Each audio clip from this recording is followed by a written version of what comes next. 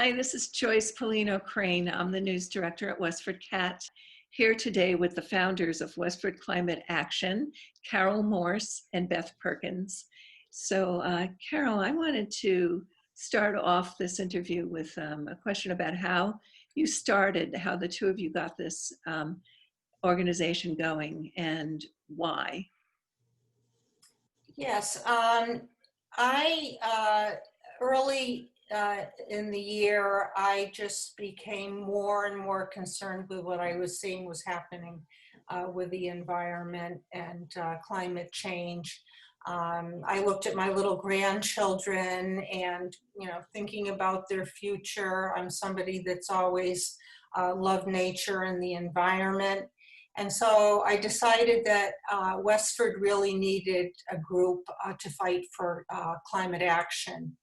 And so I called two of the most informed people I could think of in town, Ellen Hardy and Lynn Cohen. And I said, will you meet with me for coffee to talk about starting a climate action group? And so Ellen said, I suggest you invite Beth Perkins, Beth Morrison, and Barbara Terrio, all who are very involved in the town and the environment. And so we got together at Muffins in Maine and we brainstormed. And as time went on, Beth became my co-chair. And here we are. Wonderful. Seems like a good idea. Beth, do you have anything to add to that? No, that was a good history. So, Carol, there is a resolution on the town meeting warrant that you and your members of Westford Climate Action put on. So what is that all about and how is that going to work? Well, after researching a number of towns in Massachusetts to see what they were doing, many towns were beginning what is called Roadmap 2050 Net Zero. And at the state level, in the legislature and in the governor's office, there is a target goal of 2050 for reducing greenhouse gases. And so we found that Westford was not yet embarked upon that path. And though Westford has been good about, achieving a number of things, we are a green community. We have done certain things in terms of retrofitting certain buildings to be more energy efficient. We really hadn't embarked on the bigger picture. And actually, I know Beth could add more to our resolution, how within our group, as it grew, we looked at what our vision was for reducing greenhouse gases. And so Beth will tell you a little bit about what's in our resolution. Okay, well, a brief synopsis of the resolution, and it's not that long. It really is only a couple of paragraphs, but we're asking Westford to take positive actions to promote clean energy and reduce fossil fuel use. And we're asking for the creation of a task force to make recommendations for specific strategies to reach the goal, as Carol said, of net zero greenhouse gas emissions. One thing maybe to just kind of bring this home, like, why are we doing this? Why are we asking Westford town meeting and the citizens of Westford to do it? One of the reasons is, of course, climate change being the defining issue and one of the biggest challenges of our time. We need to begin to have action locally, because locally is where things happen. Things like every time we make a decision to buy a car, we should consider an electric vehicle, or as individuals, when we decide to purchase energy, or businesses in town, or schools, when we purchase energy, we want to purchase as much renewable energy as possible. And the price of renewable energy has come way down and is now comparable to the price of oil or gas. So the price of solar or wind energy is now comparable to the price of those sources of energy, which are actually causing climate change, greenhouse gas emissions. So we want to make the right decisions as individuals, businesses, town committees, town employees. So we want to focus. We have a lot of expertise in this town. We have a lot of people who have engineering backgrounds, who are energy experts. We have a lot of experience with renewable energy in this town. So we're asking the select board to create a task force to kind of zone in on this, focus our energies on this, because as we all know, when we have a plan and when we're measured against a plan, there is a much higher likelihood of us getting somewhere. So that's why we're asking town meeting to approve the resolution. So a resolution is non-binding. Do you feel you have the sympathies of the select board on this issue? Well, in fact, we do, because they have already voted to recommend the resolution. We do have the support of the select board. That's wonderful. What's your background, Beth? Why did you get involved in this? Well, very similar to Carol. Well, my background in town recently has been, I've been one of the chairs, along with Tom Clay, who's a member of the Board of Selectmen, of Action for Social Justice, which is a group within First Parish Church here in Westford. And we've been looking to address many of the issues that we have in our world at this time. And as you know, there's a lot. But one of the things I got very interested in was climate action. And I guess one of the things that kind of galvanized things is I wanted to make a decision for my family. I wanted to go out and get more renewable energy for my family. And then I found out that the town actually is, the town of Westford actually selects our energy, the source of our energy contract, through what's called an aggregation contract. And I found out that it was due for renewal in January. And not that, but we could, if we wanted to, not just me as an individual for my family, but as a town, we could decide that the default contract for every business and every home in town could increase their renewable energy contract by a small amount. It would only cost a small amount of money to get a significant amount of additional renewable energy. And Carol and I and others got the select board on board and the energy committee, and we were able to do that. So in January, we will all have a default energy contract that will include 10% more renewable energy. So we felt that was a significant change that, again, we could make locally. And been working since then. So that's interesting. So Carol, is your biggest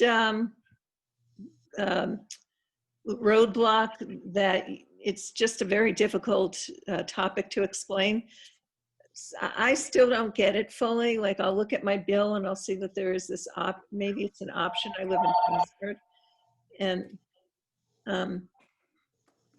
I just sort of carry on as I've been doing all along. I don't really grasp what this all means. So how do you educate people to want to do this? That's an excellent question, because whether you're talking about, well, it's all together anyhow, but whether you're talking about climate change or whether you're talking about your energy bill, there's a lot of science behind it. And actually at town meeting, with this new energy contract, there will be an information sheet which will also be sent out to people's homes that will explain more about energy aggregation and about the role of renewables. Different towns choose to use different sources of energy in their contracts. I have a friend that lives in Ipswich, and they get a lot of their energy from wind power. And you know, I don't know where we might put a windmill, but you know, it would be worth looking into.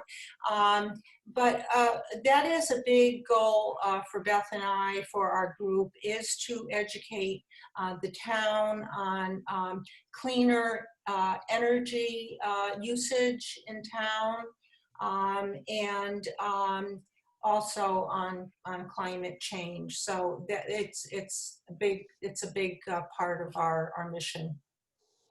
And how do you determine these percentages? I'll let Beth explain that one. The goal that we are asking Westford to set as a local goal, which is net zero greenhouse gas emissions by 2050.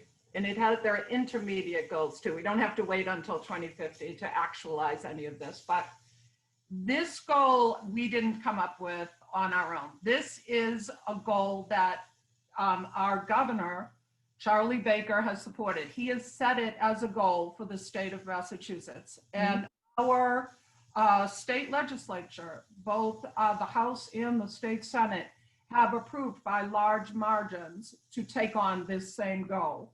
So it's not something that we came up with. It's also a global goal for many countries in the world.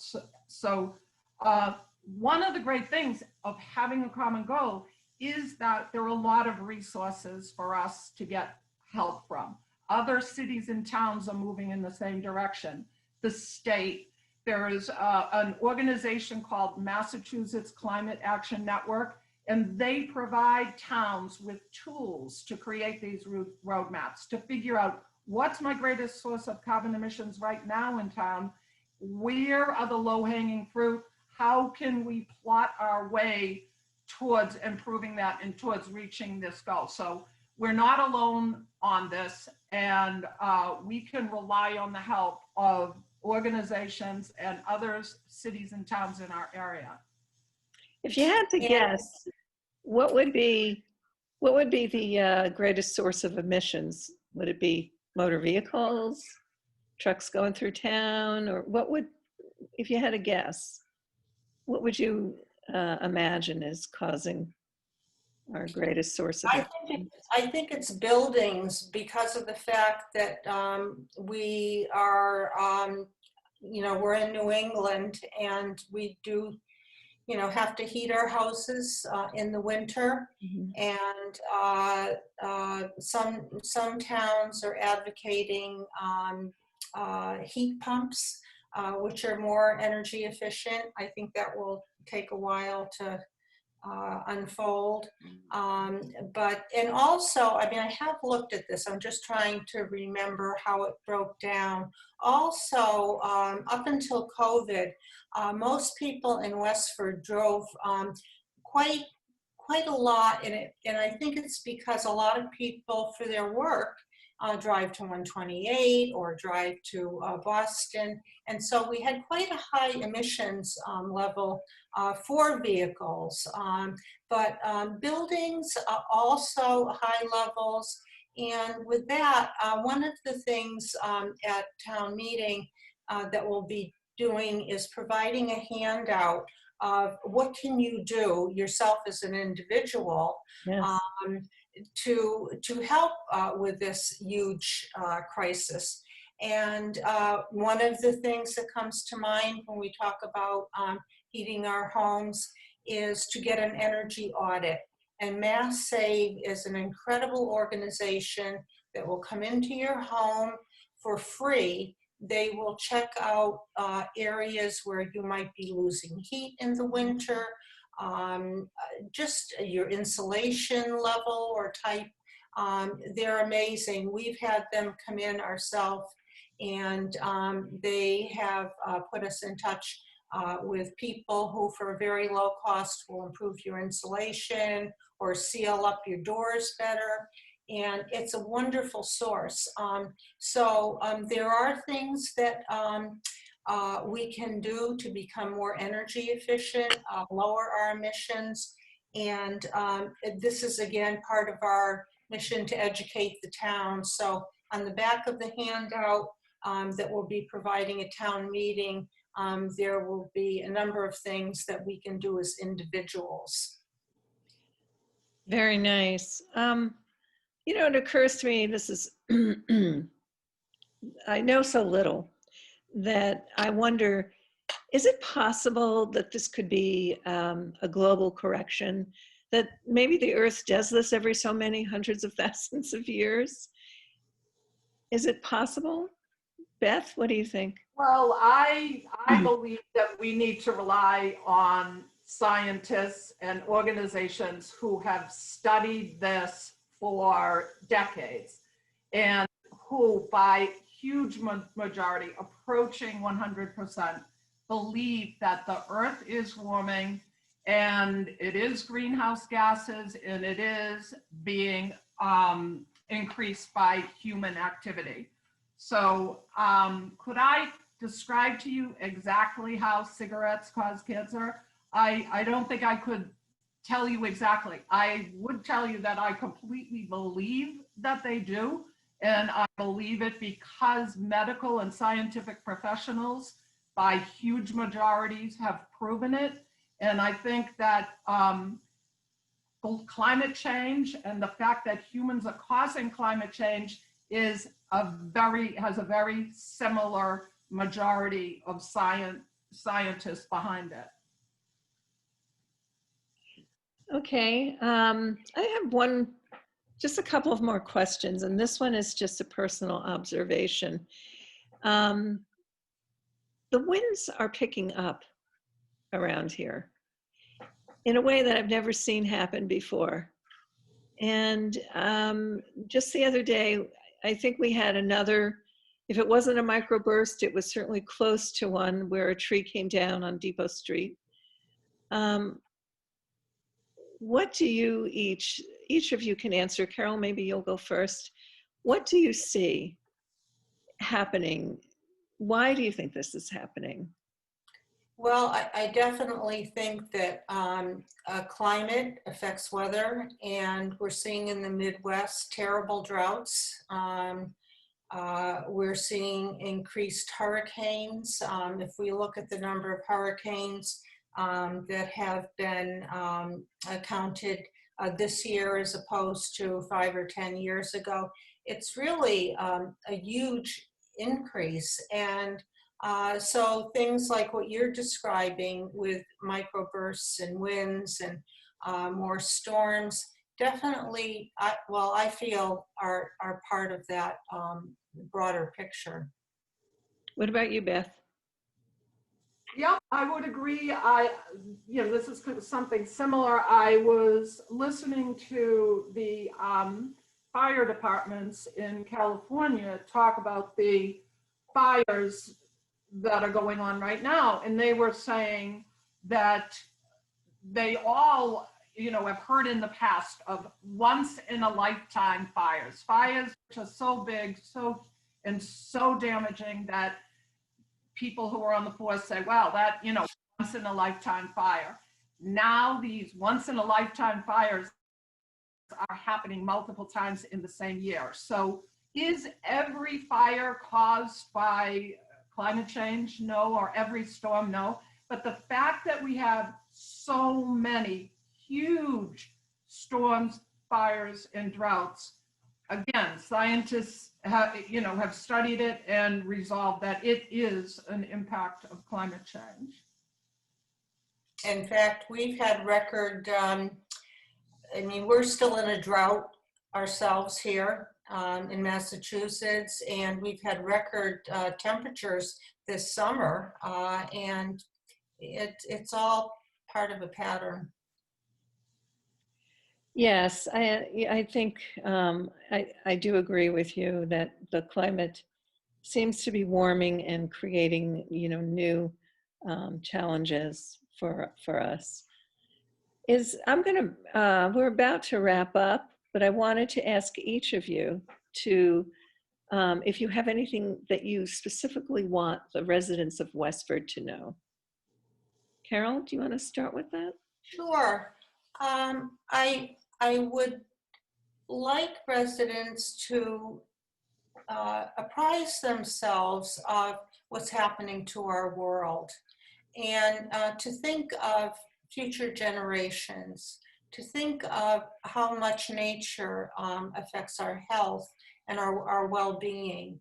We're all, I think the term that was used a number of years ago was Gaia, that we are all part of the earth. It's just a huge system. And when one part is damaged, it affects all the other parts. And I believe that we really have a moral responsibility to our children and our grandchildren and future generations. We have a moral responsibility to this beautiful earth, that we can no longer look away, and that we need to try to understand and try to do things as individuals and things as communities, and to urge our government leaders to follow suit, because the time really is overdue. Thank you, Carol. What about you, Beth? Well, I would probably say I sympathize with you, Joyce, when you say, oh, it's climate change. It's so huge. It's such a big issue. It's very complex, and all of those things are true. But the hope and the good news is that we as individuals can make a change, and the things that we need to do are actually pretty well understood. We need to get away from carbon, and we need to move to renewable energy. You need to consider, like I said at the beginning, when you get a new car, getting an electric car, or getting renewable energy when you're purchasing a new energy contract. Here in Westford in January, you'll be able to upgrade your energy from the town's default contract to either 50 or 100% renewable energy. And I don't have the figures right here, but we'll have them at town meeting for a small amount of additional money. So those things are, pretty clear and doable for all of us. So it's not as hopeless a situation as you sometimes feel, with the enormity of the problem. Yes. Very nice. Thank you so very much, both of you. Thank you. Oh, you're most welcome. If someone is interested in getting in touch with the task force, is there an email that we can give out? Yes, it's WestfordClimateAction@gmail.com. WestfordClimateAction@gmail.com. And we also have a website up, WestfordClimateAction.org. Okay. Wonderful. And we would love to have new members. Great to know. So if there is anybody out there who's as passionate as Carol and Beth, hopefully. We'd love to have you. And even if you don't know a lot about climate, but you're interested and want to get involved, please join us. We're a friendly group, and we love seeing new faces. Wonderful. Well, thank you WestfordCat Thank you, Joyce. You're very welcome. For WestfordCat News, this is Joyce Pellino Crane. See you soon.